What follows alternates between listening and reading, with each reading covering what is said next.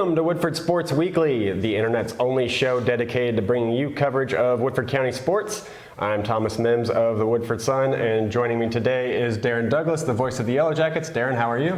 I'm pretty good. Thank you for having me today. Darrin, we've got two big ball games tomorrow night. We're filming this on Tuesday, the day before the 30th District tournament really kind of gets going for Woodford County.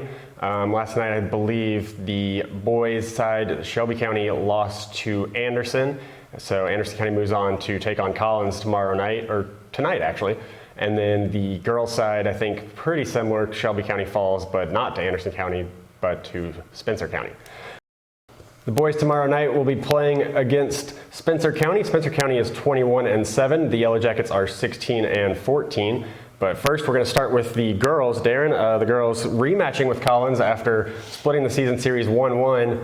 The first game was a 79-54 blowout loss for the Lady Yellow Jackets. They were close through about the second quarter without Kayla Harlow, and then kind of things started to fall apart late in that second quarter as Collins went on a run. But what are you looking for here in the rematch after an overtime victory for the Jackets last time out? Well, I'm looking for about the similar game that they had here in Versailles just a little over a couple of weeks ago. Really, both teams are evenly matched. Woodford more inside oriented, whereas Collins is more outside oriented. When we give you some numbers here, you'll really go, they have taken that many 3-point shots. They have. They do shoot the ball pretty well from outside. They struggled a little bit in the rematch here in Versailles, but the Jackets had the two-headed monster inside with the two twin towers in Harlow and Enlow, and they built up a lead in the second half, a bigger lead of about 13 points, let it get away, almost gave it away at the end of regulation as Collins took the lead, but then the seniors stepped up. Abby Moffitt with a big three, and actually Moffitt had 16, all 16 coming in the fourth quarter in an overtime. She couldn't hit this building with the ball in the first three quarters, but then came alive in the fourth, and then Hudson hit a driving layup with about 2 seconds to go in the game in regulation to tie it. But I look for that similar of a deal tonight. Had a lot of fouls in that ball game too. Both teams are in some serious foul trouble, so it's really going to depend on how it's officiated, and then I think we'll be entertained very much so with that girls game. You mentioned Delaney Enlow and Kayla Harlow. Enlow this season against Collins averaging 20 points and 15 rebounds in the two games so far. We talked about Enlow, we've hit on Abby Moffitt. We've also kind of got to talk about the 8th Region Player of the Year, Olivia Federley for Collins. What does she kind of bring to the game for the Lady Titans, and what's something Woodford could do to stop her? Well, for those that have listened to me broadcast, they know that I say there are wow athletes, those athletes that do something on the floor that you just go, did they just do that? Wow, that wow effect. She won't wow you with her athletic ability, but she's 5'11", she plays out on the perimeter a lot. She's not an athlete that will just kill you with speed and quickness, but she is a bruiser. She will go inside. She'll get to the foul line a lot. This year she shot 206 free throws. The next closest person to her has shot 91, and there's a couple of them on it. So it tells you she drives the ball a lot. She did drive it in the second game. The first game she did a lot of driving, but she did a lot of distributing of the basketball. She has a couple players on the wings that can shoot. She's a really good passer, but she goes left and will spin back over her left shoulder to go back to the right. So she loves to do that and go back right. The Jackets in that second game were able to pick up a couple of charges by anticipating her spinning back over that left shoulder to go back to the right. So if they can do that again, they'll be okay. But she's going to get to the foul line. She's not a great three-point shooter, although she shoots 34% from behind the arc, but she much rather would drive the ball and get to the foul line. Defensively, if you were Coach Eric Daniels, who would you consider probably starting the game? Well, the girl who did the best job on her for a long period of time was Abby Hudson. Hudson got physical with Federley back. It also cost her a couple of fouls to where she got into foul trouble herself and had 4, but she really did not let Federley catch the ball cleanly. She had to work extremely hard to get the basketball back once she gave it up. The other person who did a pretty good job on her, but just not as physical with her, was Casey Abel. And Abel bothered her with her quickness. The only problem with Casey Gardner is, again, her lack of physicalness. She's just not a physical player. But Abby Hudson did a great job. I look for Hudson to be on her again if they go man. But if they go zone, which they did quite a bit in that second game, I look for that 2-3 matchup that they played in game 2. But you have to find Lizzie Hammond and you have to find Haley Renfro. Those are the two girls who can absolutely knock it down from 3. Their point guard who comes off the bench, who is a freshman and at 5'3", she's very quick, which was a great matchup when Casey Abel took her man-to-man, is Makira Beach. And Beach is one that likes to penetrate again too, but she will not shoot the 3. I mean, she hit a couple the other night, a couple of weeks ago against Woodford, but that is not her forte. Her forte is getting into the lane as well. If Woodford can keep both Federley and Beach out of the lane, their night is going to get it. And then the other thing you got to do is Harlow and Enlow and Moffitt have to control the boards on the defensive end. If they can do that, I think the Jackets can move on to the championship game. Where they will probably play, we don't want to assume, but I think it's mildly a fair assumption to go ahead and assume they'll be seeing the Anderson County Bearcats. On their home floor. And that'll be on Friday if the Lady Yellow Jackets advance. We're going to flip it over now to the boys' side as they get their rematch with Spencer County. The Jackets, the first time around, played Spencer County, no Hunter Penn. They actually hung with Spencer County without Penn. Came up a little short there at the end. I think it was 52-50. Part of that was Jared Courtney scoring about 7 points in 13 actual seconds of game time there to kind of close the game out for the Jackets. But Spencer County coming into this one, Darrin, 10-game win streak. Going back to the Woodford game, they're 11 of 12 winners. Just why is Spencer County playing such good ball right now? Well, they're junior laden. You have Whitlock, Mabry, Conley, and Hornback are all juniors, and I think Jaggers is even a junior. So, and they're very, they're very experienced. They've been through the ringer together. They've actually played since I think the 5th grade together, so they know where the other is going to be on the floor. The one thing they don't have is a lot of depth. That hurts them when they go to their bench. They do have go maybe 6 deep to where they don't have any drop off. But if they get in foul trouble, and this game, they only played on the boys' side each team in the district once. So they came up with that way of finding the matchups for the district tournament. The girls did the round robin. They each played each other home and away, which kind of makes no sense to me. The girls do it one way and the boys do it the other, but it is what it is. But Sam Conley, the leading scorer for Spencer, he's a 6'3", 6'4" junior. He is a predominantly right-handed player. If you go back and listen to Steve Bruce and my call of that game, and this is about a little over a month ago that these two teams hooked up here in Versailles, it was not a pretty game. It was not a game that you would have, either coach would have showed the game film to any kind of camper during their summer camps and gone, hey, this is the way you move the basketball, this is the way you shoot the ball. Neither team, it was about as cold outside as it was in the gym shooting the ball. Neither team could hit a shot. But what I would say this is if you get Conley sit on his right hand, make him go left, it takes a lot of his game away from him. But he also is a really good passer and a really good rebounder. But I will say this about Spencer. They don't rebound with one guy. All 5 guys on the floor rebound. And when you have all 5 guys rebound, that makes you a really good rebounding team. As opposed to you get Ashley Miles DeVore for Woodford's doing a better job of rebounding. Tabor can get some rebounds. Smiley can get some rebounds. You have Gardner and Penn. But for the most part, if you look at the stats, it's Hunter Penn on the glass with over 200 rebounds this season. 202 to be exact. But you have Gardner at 148 now, Miles DeVore with 136. So that was the one thing that when Spencer was here in our regular season game, but then also in the game that they were here in the Mac Calvert Classic against Connor, the one thing I noticed getting ready for both those games, they team rebound.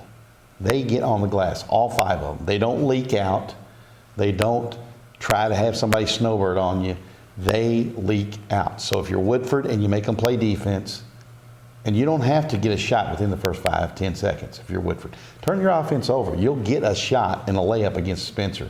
They want to get it out and run, but they don't want to play defense for very long periods of time. You mentioned that core four, Conley, Hornbeck, Whitlock, and Mabry, averaging 57 points per game. Spencer County only 52 against the Jackets earlier this season. And as you said, it's all pretty much juniors and sophomores for the Spencer County squad. No seniors on. There's one senior on the roster, and he hasn't played at all. I think he's out because of an injury for the year. He was lost in the preseason. Another thing about Spencer County, even as well as they've been scoring the ball with those four guys, pretty bad from behind the arc. Only about 32% shooters. And they shoot a lot. I mean, we talked about Collins and the girls. They've taken 651 three-pointers as Collins. How about this? 610 of their 1,512 shots. So over half, almost half of their shots have come from behind the arc. And they are, a relatively good shooting team from the behind the arc, 32%. The average around the Commonwealth is about 34%. So they're right there in the middle pack of the shooting. But the thing that they do so well, and Woodford cannot get into a shooting contest with them from the foul line. They shoot the ball extremely well from the foul line. 72% as a team, as compared to Woodford County's 60%. Close games, they get you beat. In a 52-50 game earlier this year, Woodford was like 2 for 9 from the foul line. Yes. Or I think they were 1 for 5. 1 for 5. Got to the line 5 times. You can't get to the foul line 5 times and win ball games, number one. And number two, when you get there that few, you better hit all 5 of them. Right. And if you hit 3 more, you win the ball game. One more note before we go on Spencer County, 19-4 since losing to all 3 Oldham schools in mid-December. So really going back the past 23 games, they've won 19 of them. And then, like you said, the 610 threes. It's only been 28 games. They're shooting over 20 threes a game. Minimum, yeah. And they're, against Connor in that Matt Calvert Classic, they took 31 threes. 31. They made 15. That's almost 50%. Behind the arc. Then they got to the foul line, and the guy who is the guy who gets there, I mean, Conley gets there 134 times, but they have Whitlock has shot 100, Mabry shot 112, Hornbeck has been there 80 times, and then nobody else is even close. But again, they shoot the ball extremely well from the foul line. And, if you are going to play a close game, and I expect Woodford to try to run with Spencer. They did here. The problem was neither team could hit the basket. I mean, there were enough bricks built up here shooting the basketball that we could have remodeled the gymnasium a little bit. But the problem was... Would have paid for the new high school. Possibly, yeah, and truthfully. And really, they get out-rebounded by almost a rebound a game, even though they rebound as a team. Woodford right now is out-rebounding their opponents by almost 6 rebounds a game. And again, you give a lot of credit to DeVore, Miles DeVore, Penn, and Gardner for that. And then you bring Smiley off the bench. Courtney does a nice job. Tabor does a nice job. Dylan Blevins has shown now he can get on the glass from the guard position. So that helps the bigs a lot. The key is going to be Hunter Penn has to stay out of foul trouble. They have nobody inside to match up with Hunter Penn defensively. If he can stay out of foul trouble and get on the glass, both on the defensive and offensive ends, Woodford can win this thing pretty easily and move on to the championship game. Yeah, the wrinkle he's going to provide just from not playing the last time around and being in the game this time. They don't know him.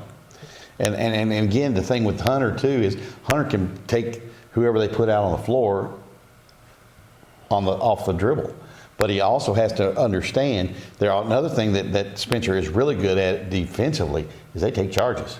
They're not afraid to stick their nose in there and take one in the chest. So he has to be aware of that. Tabor has to be aware. Tabor was in foul trouble here in that game against Spencer. I think he picked up 2 early fouls, sat the bench for a lot of the first half, came back in, picked up a third one. It was kind of a cheapy foul on the defensive end, reaching in. He has to stay out of foul trouble. I know Courtney can run the point. I know Miles DeVore can run the point. Brian White can run the point. But you have to keep Anthony Tabor out of trouble. And here's the thing with Anthony, too, and I hope he goes back and watches this, because Coach Steve Bruce and I have been talking about this all year long. Anthony is hit his best when he penetrates, okay? I understand he likes to shoot the 3. Everybody does. I loved it when it came in, when I was able to shoot it as an adult. I didn't have it in the high school game. But Anthony Tabor is better when he goes off the dribble, gets everybody else involved with passing the basketball, and then finding his shot with that little floater in the lane.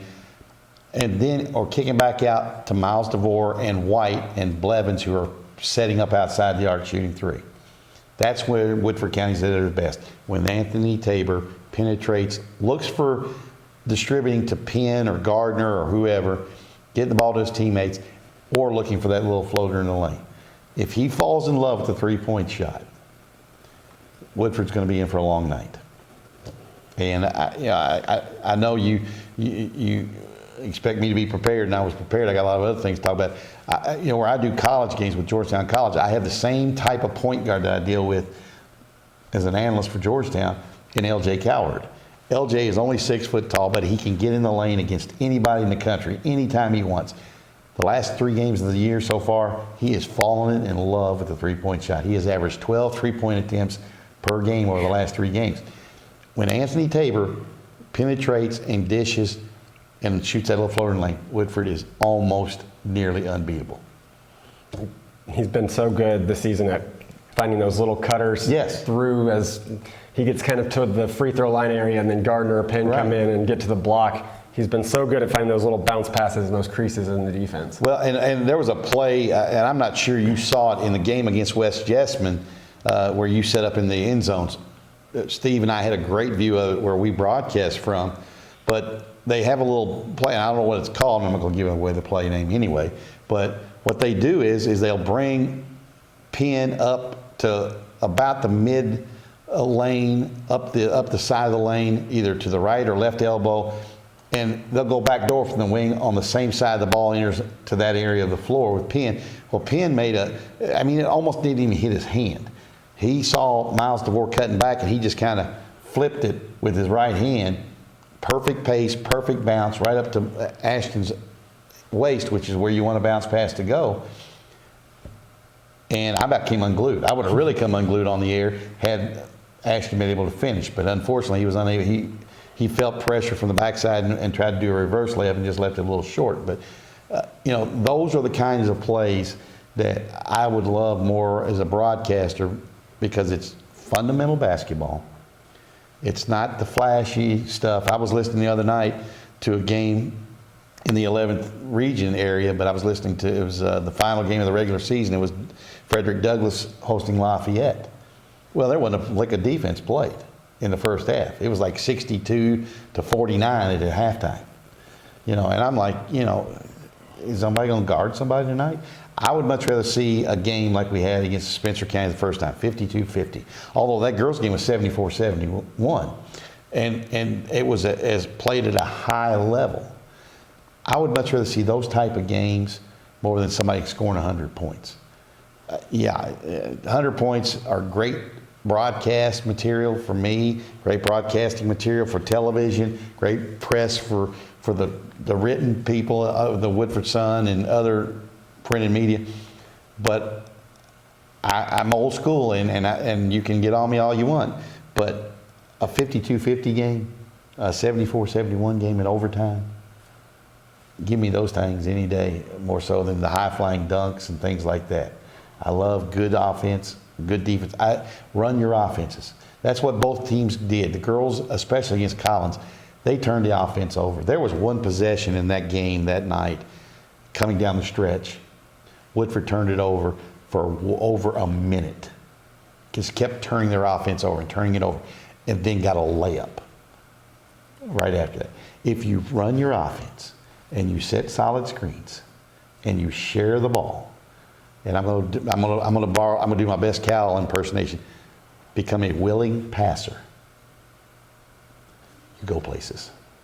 And we have seen teams this year that have come into this gym. We saw a couple teams in the Mac Calvert Classic that did that. And they were fun to watch. And they were fun to call. If Woodford can do that, both the girls and the boys tomorrow night, we will be on the air, on Prep Spin, with the girls at 6 and the boys at 7:30 for a right to go to the 8th region. They're already qualified.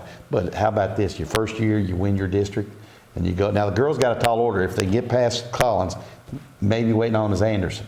Although Anderson has not been playing near as well over the last 3 or 4 weeks as they were early. Well, and the boys are no cakewalk if they win, assuming Collins advances, because there's another top 15 team waiting. Correct. And Collins is another one of those teams that team rebounds. They shoot the ball pretty well from behind the arc. However, they are susceptible to the turnover. And that was a game also that Hunter Penn didn't play in as well. Correct. So, because of the injury. So, everybody thinks that this district was going to be easier. No. This district is a solid district. Is it as tough as the 41st? This year, the 41st, I think, is down. It's Great Crossings and everybody else, to be honest with you, in the 41st. And it really sounds weird for me to say that. But is the 8th region as tough as the 11th? From top to bottom, no. It's top heavy. Woodford is probably that 5th or 6th team right now in this region, in the 8th region. And that's weird to keep saying too. But the number 1 team in this region is Oldham County. They've lost only twice in the state of Kentucky. Forever, they had only lost to Woodford County in the Mount Calvert Classic. However, last game of the regular season, I got a feeling Coach Zerhusen down there at Oldham County didn't play his best players the whole game. I guarantee he rested them kind of. They lost to Anderson County. But of course, Anderson County drive you nuts because they like to slow the ball down. They play that old Princeton style of offense. I was looking at it earlier today. Spencer County has the second fewest points allowed on the boys' side in terms of points this season. I think it was around 1,600. Anderson County is the most. It was down around 1,400. So It's a substantial margin. Anderson County, I think the Woodford County-Anderson County game was probably one of the most boring games I've watched for about the first half, because I think at halftime it was maybe 18-16. Maybe, if I remember right. Are you talking about just high school games that you watched? Yes. I've got one better than that from you, but this is about, you're too young to remember this one. 35 years ago, I actually got tickets to go up to Riverfront Coliseum. Not Riverfront Stadium, Riverfront Coliseum. And it's been called several things since then. But to watch Cincinnati play the number 1 ranked Kentucky team with Kenny Walker and all that. 9-4 at halftime was the score. No shot clock, and Cincinnati decided to pull the old North Carolina Four Corners and just try to, where in Kentucky wound up winning 24-11 or something like that. It was absurd. Yeah, it was crazy. But that 49-43 game against Anderson County, and we're looking ahead, and we can do that as the media. Against Anderson County, that will be an interesting game for 2 reasons. 3 reasons. One is because it's on Anderson County's home floor. And it's no given that Collins will knock off Anderson County tonight. No given. Because Anderson could get them playing at home and playing with that kind of style. But that's one. The second thing that will be in effect is how willing is Collins to play defense for a minute or minute 10 per possession. How willing are they? And then the third thing is, can Anderson County rebound with Collins? So that's going to be the interesting thing with that game as we record this on Tuesday tonight. But again, I don't know how it's going to look over at Anderson County. They're doing some construction over there with their gymnasium and things, parking lot and everything. So you have to get there early for the girls and the boys. I recommend, and I'm a proponent for this, and I'm going to take probably some of your thunder, but I challenge the folks of Versailles and Woodford County, especially the student body for Woodford County High School. Get over to Lawrenceburg at 6 o'clock for that girls' game. You will not be disappointed. I will say this, we had a pretty decent crowd for that Collins game here for students. They were very vocal, the group that was here. Just be classy when you do it, because that's the way we do stuff here at Woodford County, classy. But get there early, because the girls deserve your support. And I am flat honest with you. I really, truly, honestly think that, I know the parents, and we had some other relatives because it was senior night for the girls. It was a good night, and the crowd made a difference. But the difference that put us over the top was a very vocal, very supportive student body. And the girls need that again tomorrow night on Wednesday night against Collins. They only played each other a week and a half ago. Right. So, that's a bad taste in Collins' mouth. And they have not played well since then, since Woodford knocked them off. And we got kind of thrown a curveball when I looked down for the starters because I'd gone on what they had done throughout the year, who the stars would be, and I confirmed it with Coach Rogers. Well, when the game came up, none of the 5 he gave me were on the floor for the starting team. So it kind of threw us off, and I think he was trying to play mind games with Woodford. Well, to credit for Woodford, they didn't bite. They jumped out 7-0, I think it was, and then it was nip and tuck from there on. But I really truly want the student body to be there again. I want them to be vocal, but be classy, be good about it. Because I will tell you from experience, not because it happened to me, but I have seen it happen in Anderson County Gym. They will run you quickly if you're out of the line. They do not put up with it over there. So just be classy, be loud, root for your girls and the boys, but get there for the girls' game because they deserve it. And you know, when you got 6 and 7 seniors respectively, this could be their last chance of getting to the state tournament for the girls. The boys have a chance as well, but you know, the 8th region is going to be tough. We will say this though, that if the girls and the boys do get to the regional tournaments, they're 2 different sites. They're not like the 11th region, which we're accustomed to being at EKU. The girls is at Collins. Now, how about this? Why don't we knock off the girls from Collins and they have to host the region and don't even have their team in it? Wouldn't that be fun? That would be great. I would love it. Oh, yeah. I'm not being mean. I'm not being sarcastic. I'm the Woodford County play-by-play guy. I graduated from here. I would love for us to knock off the host school in the region for the girls and send them home packing, and then them have to work the tournament and watch you guys play. Then the boys is Henry County. And everybody says, that's a long drive. About an hour and 15 minutes. Not bad. Except when you get through Eminence, you got a 2-lane road to go out there and about 4 or 5 miles outside of Eminence. But the school's right on that road. It's first exit off of the 64, and you take a right off the off ramp and go straight ahead. And you'll run right into Newcastle. Well, it's just south side Newcastle, right up into Henry County High School. And the other thing with that, be careful going through an Emmets. They have one policeman. He has his lights. He will use them. Just letting you know. It'll be interesting to see how... That's from experience. Fair enough. It'll be interesting to see how the 30th District plays out. This show, hopefully you're watching it either on Tuesday night or Wednesday because it's really not going to last long. It's not exactly evergreen content for you here on the Woodford Sports Weekly, but we do hope you've enjoyed the show, and we hope that you will see you at the 30th District Tournament here as Woodford County plays again the girls at 6 o'clock Wednesday night, the boys at 7:30, and then if they win, they would play on Friday night, same time slots for the boys and the girls. Can I give a quick plug, a quick cheap plug?